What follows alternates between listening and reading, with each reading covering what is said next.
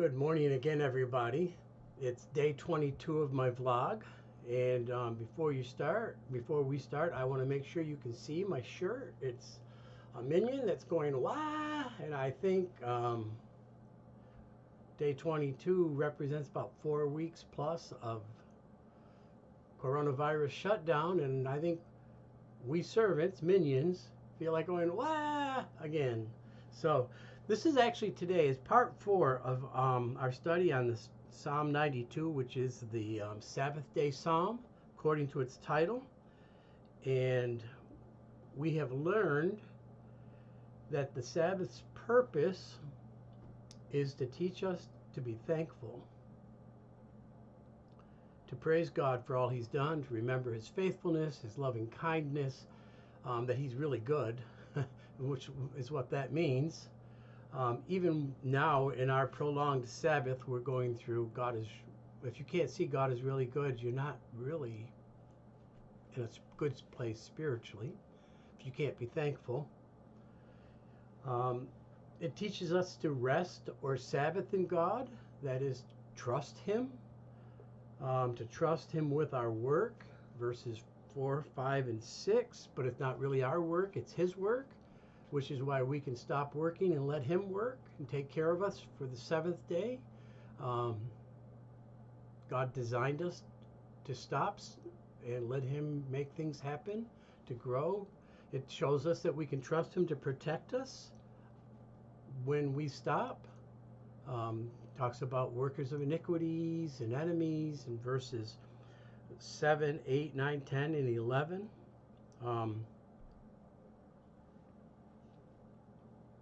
It teaches us not to fear our enemies because God's going to stop them. He's got them under his thumb. They're in his control. He's on the throne. He is most high forevermore, verse 8. And now today we get to the benefit of the Sabbath. And the benefit of the Sabbath is always a full blessing, a full harvest, if you want to think of it that way. Verse 13 describes the Sabbath, those who Sabbath, as being planted in the house of the Lord. They shall flourish in the courts of our God. They shall bring forth fruit in old age. They shall be fat and flourishing, to show that the Lord is upright. He is my rock, and there is no unrighteousness in him. So when you Sabbath, God brings the harvest. That is just a Bible truth. You will reap what you sow when you rest in God. And you'll be planted. You don't get moved. You aren't unstable. You're not, you're not insecure. Even when the stock market crashes, when the government looks crazy. See, is there any better place to be than to be planted in the house of the Lord? Psalm 1:4 says, "Blessed is the man that trusts in the Lord, that keeps good company, that doesn't keep bad company. He shall be planted like a tree by rivers of water." A tree that's got great roots, great provision, great source.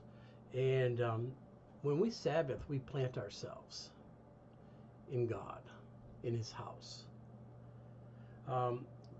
God's house is perfect soil, perfect water, perfect light, because God is light.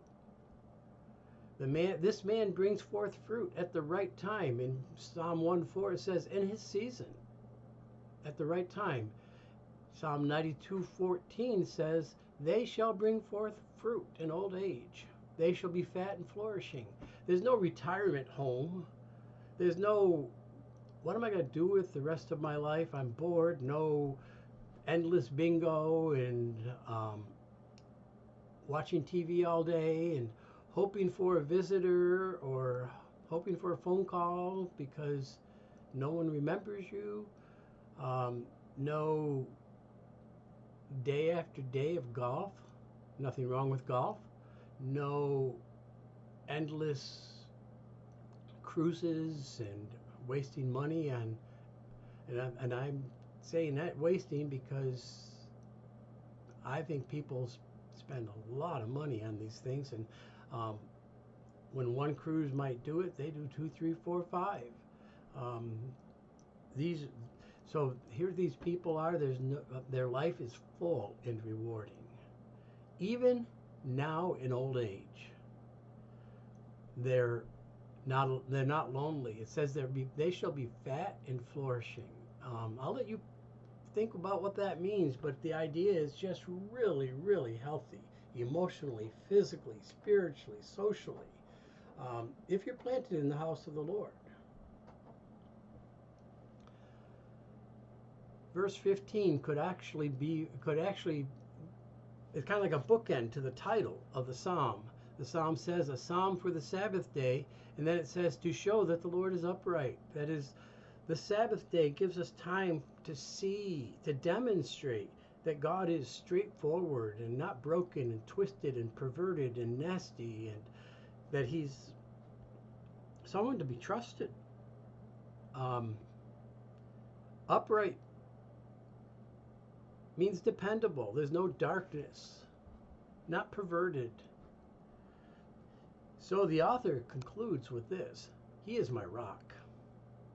I trust in Him fully. I mean, I'm planted and I'm holding on, and He's holding on to me. And then he says, there is no unrighteousness in Him.